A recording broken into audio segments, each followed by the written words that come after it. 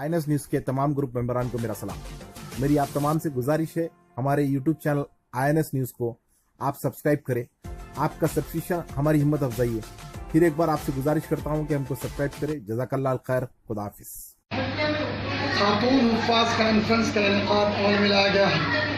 इस कॉन्फ्रेंस के इनेकाद का असल मकसद ख़वातीन हुफ़ाज़ के अंदर शऊर बेदारी करें और दीनी खिदमत का जज्बा पैदा करें, दीनदारी पैदा करें।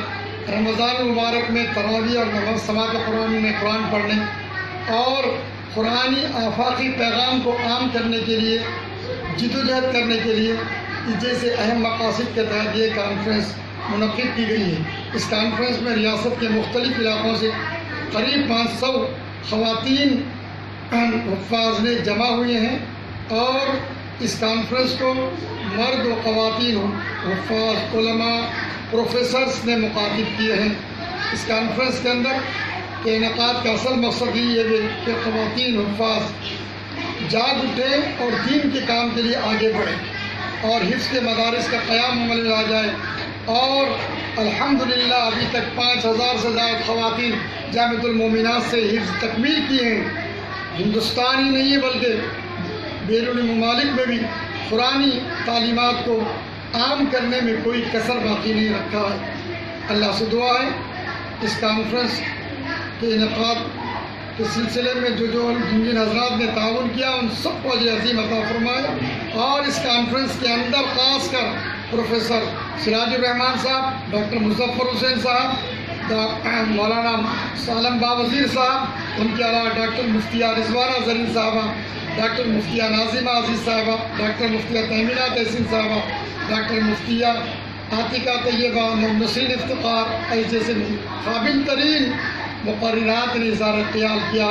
काम आएंगी, यकीनन काम आएंगी, मगर दुनिया में उसका जो घर में अगर लड़की है तो वो आपकी आंखों का नूर हो जाए, वो आपके दिल का सुरूर का बाज बन रही है और आखिरत में भी आपकी शिफात का बाज बनती है। और बेचारा मजबूर हो गया, बोलता ठीक है इतने में पढ़ा।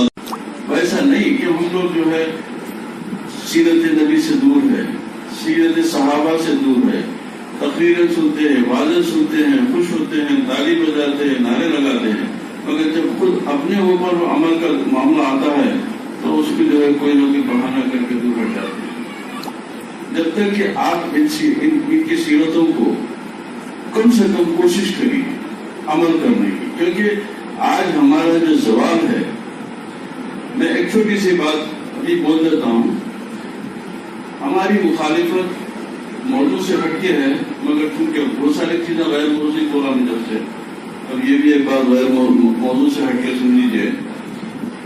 हमारी जंग न हिंदू से है, न मसीही से है, न किसी और से। हमारी जंग अस्तग़फिरुल्लाह बड़े जिम्मेदारी से बोलो।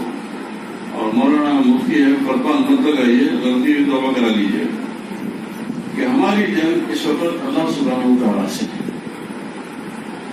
हमारी जंग इस वक्त अल्लाह सुब्हानहू तआला से। अब इतनी बड़ी बात कैसा बोले आप, दीवाने हैं क्या? हाँ, दीवाना तो हुई हूँ, फिर भी कोशिश करता हूँ कि कुछ थोड़ी देर के लिए फर्जाना बन जाऊँ। आप देखिए अल्लाह सुब्हानहू तआला, अब आपके घर में आप एक दो बच्चे हैं, भाई है, कोई है, तो हर एक के ताल्लुक से आपका एक जहन, आपका एक तस्वुर कायम हो जाता कि ये मेरा भाई, ये मेरा बाप, ये मेरा चचा, ये 5 वक्त का नमाजी है।